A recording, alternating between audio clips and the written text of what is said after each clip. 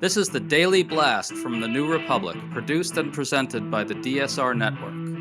I'm your host, Greg Sargent.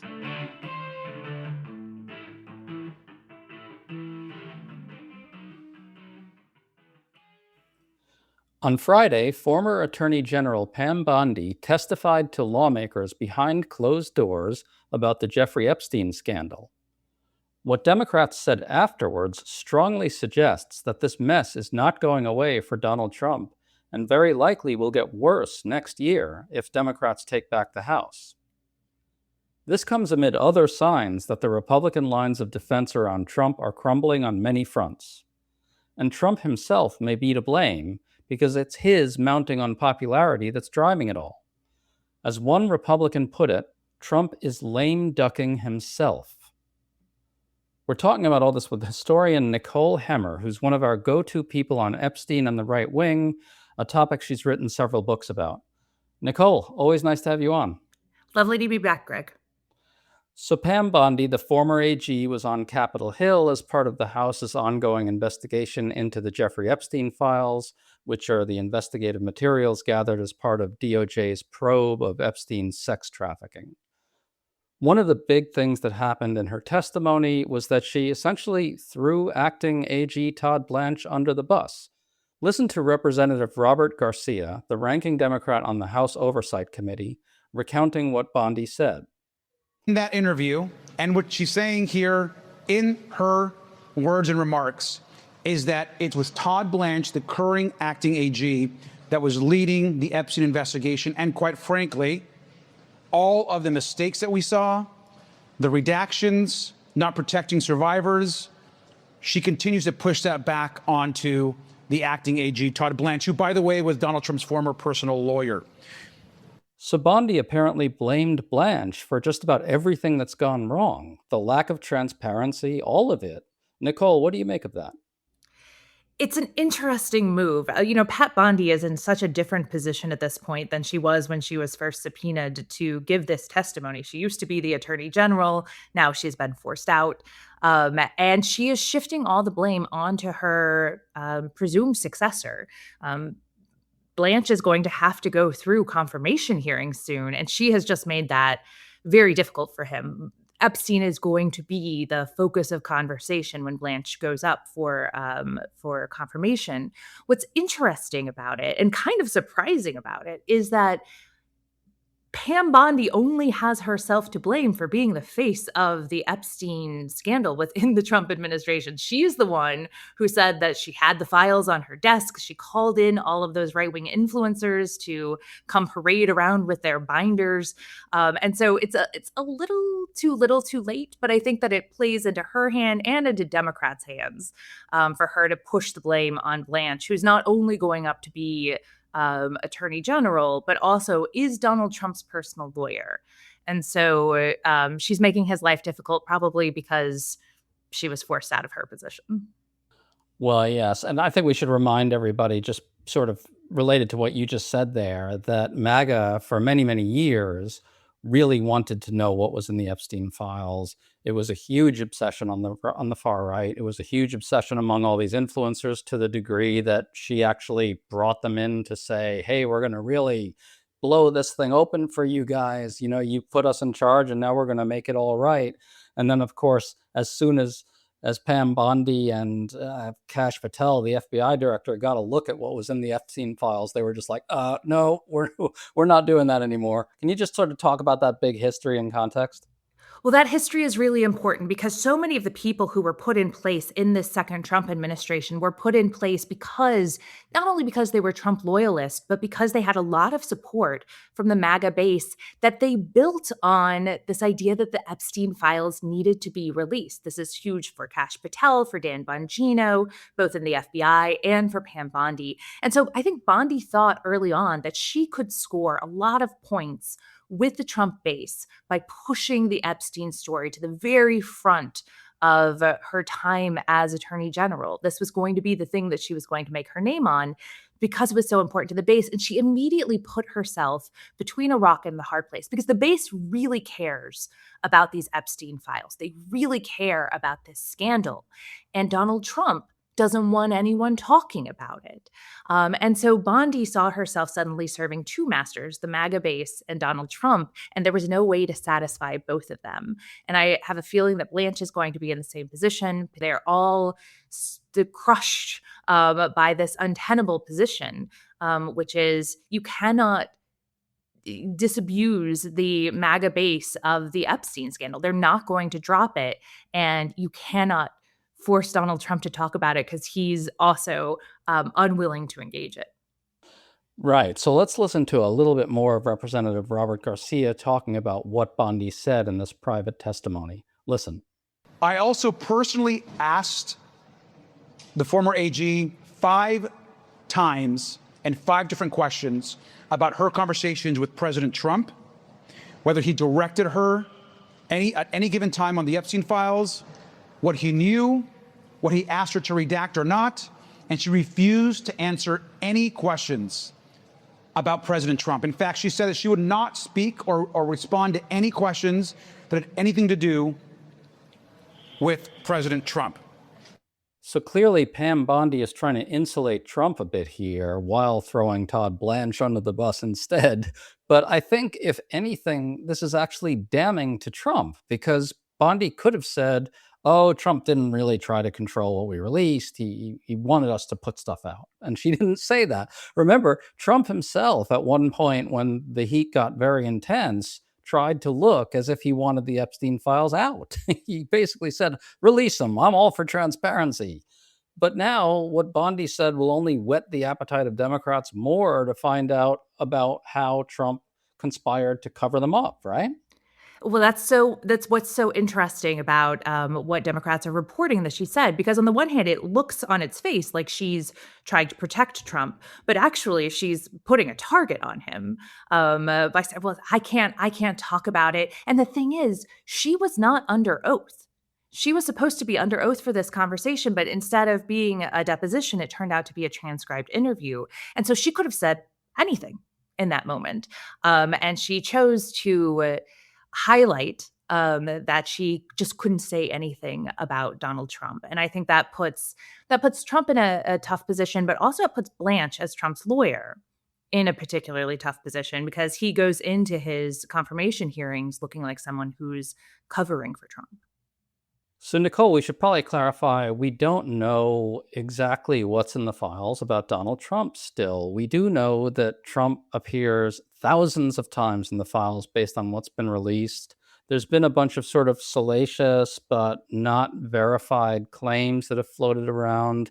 It seems like the key thing that people still don't really know yet is what Donald Trump knew about Epstein and when, which seems critical. Can you talk a little bit about what we still need to know? What do we know? What's outstanding?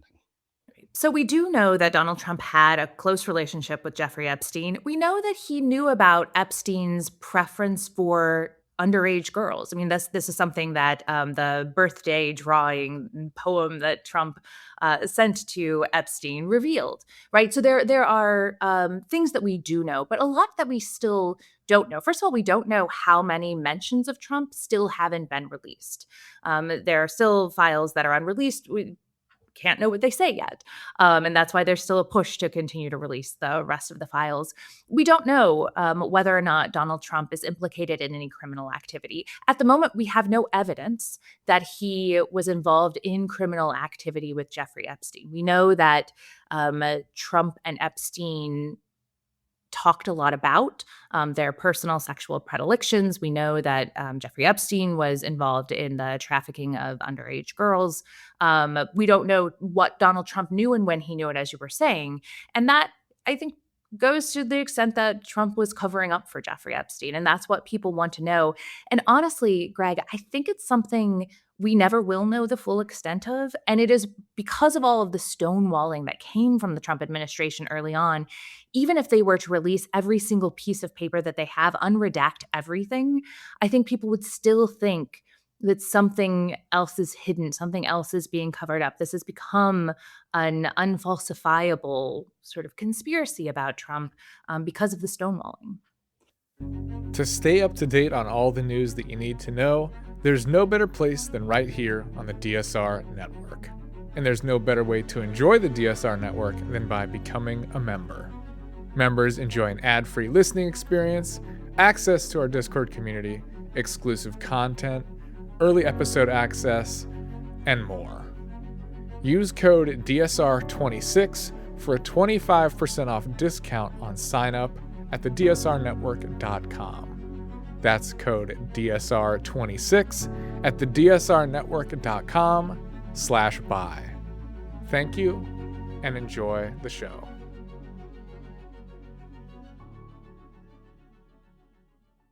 Right, and we're going to get more because Democrats are now saying that they're going to push for Todd Blanche's testimony under oath. They've been armed with this new set of claims by Pam Bondi, throwing him under the bus, basically saying he ran the cover up. She didn't put those words, but that's basically what she said. Todd Blanche ran the cover up. I didn't.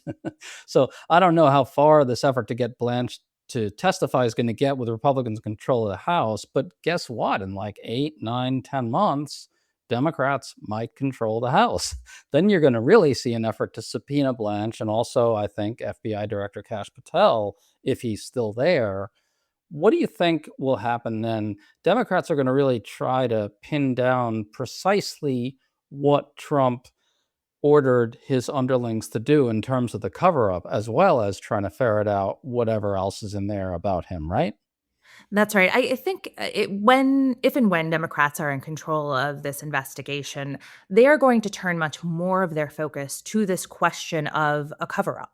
What did Pam Bondi know? When did she know it? What did Blanche know? When did he know it? Patel, Trump, what did all of these people know and when did they know it? And what lengths did they go to ensure that the American people never saw these documents?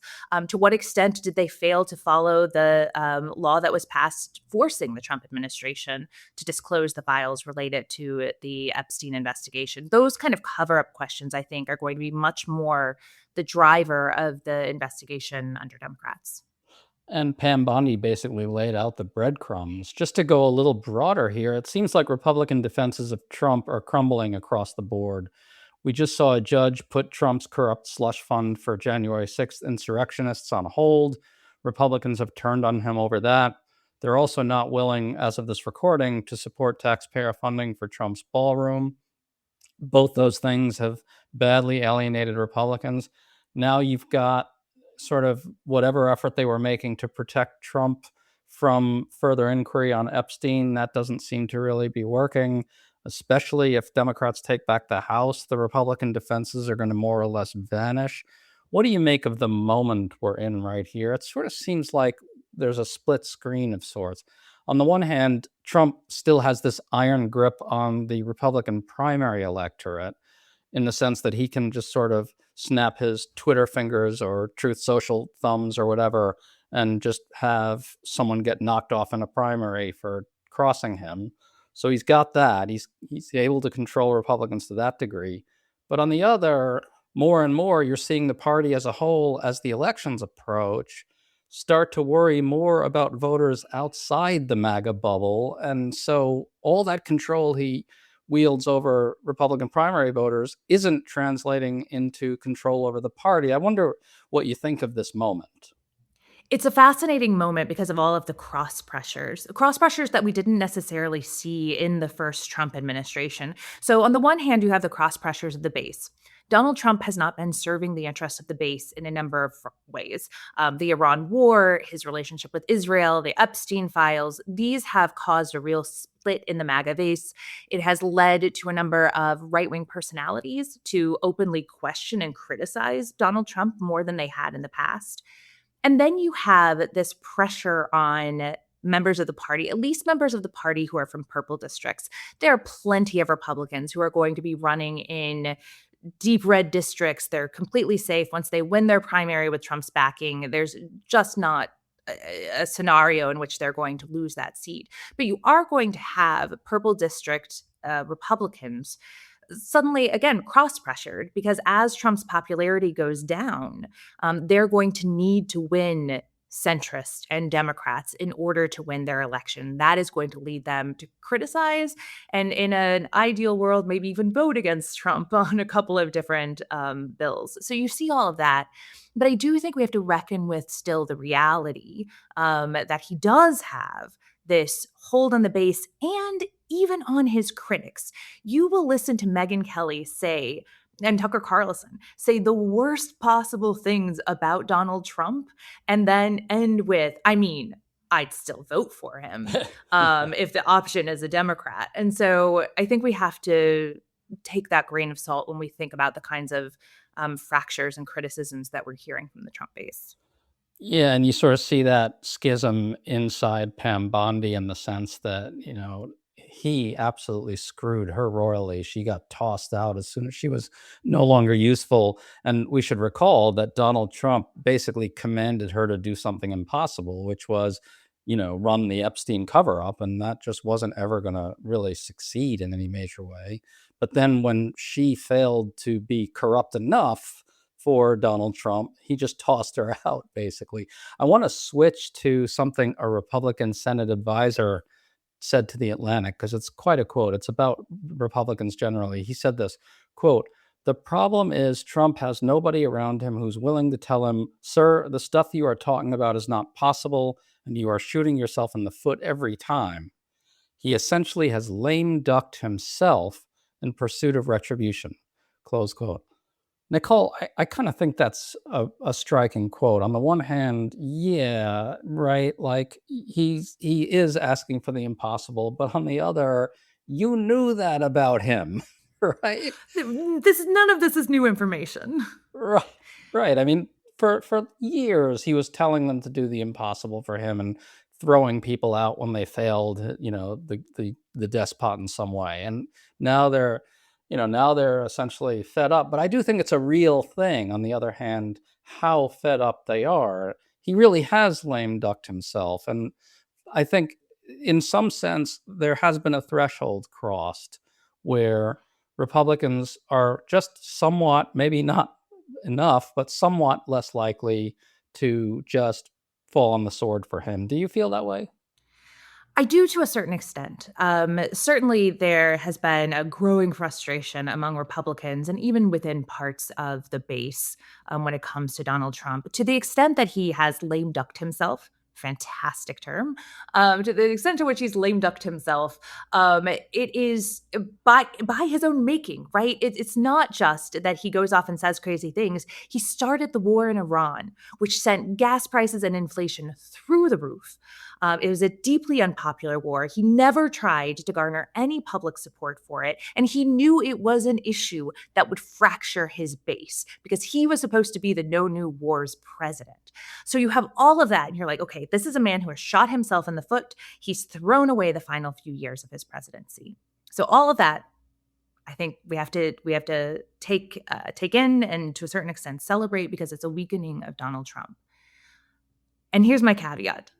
My caveat is Donald Trump is not somebody who's ever believed in majorities. He's not somebody who believes in democracy. He's not somebody who believes that Congress has to give him the say-so for what he does. He's not somebody who respects courts or congressional investigations or impeachment hearings.